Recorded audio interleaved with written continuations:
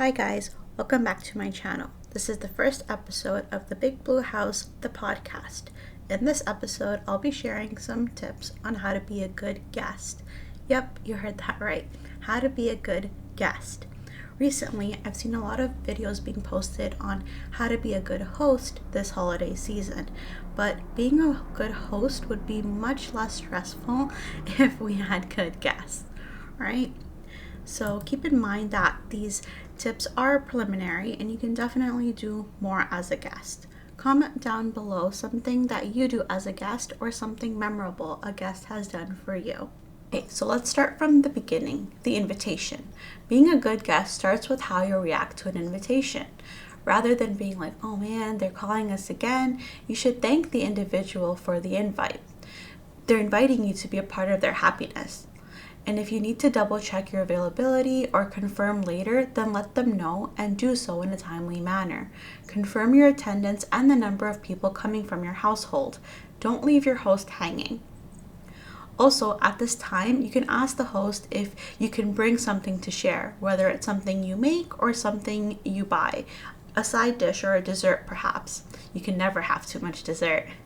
If the host still says no, then don't pester them, just respect that. And if you're unsure of the dress code, this would be the perfect time to ask. Number 2, moving on to arriving at the party or the event. Arrive on time.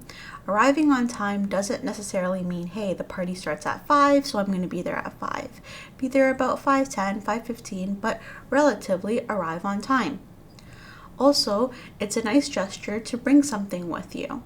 If the host said no to a food item, then bring a small gift that you think that the host will enjoy, or when in doubt, bring flowers. Everyone loves receiving fresh flowers. Number 3, conversation during the event. Many times as guests, we fall prey to having useless conversation. Primarily, this includes backbiting, gossiping, or asking really intrusive questions. This is something you should avoid doing as a guest. Instead, discuss intellectual conversations or productive conversations. Say something that will benefit those around you. For example, let them know, hey, I'm reading X, Y, and Z. I learned something, and I think it's really interesting. Or let them know what's going on at work, some project that you're working on. Or maybe it's a good sale, something that's going to benefit those around you.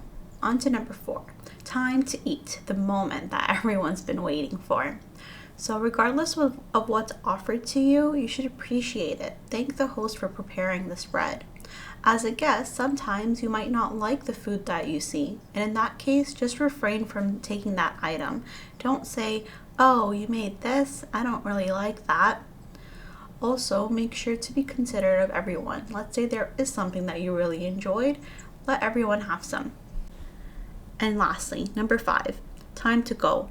As the event seems to wind down or it gets late, then prepare to exit.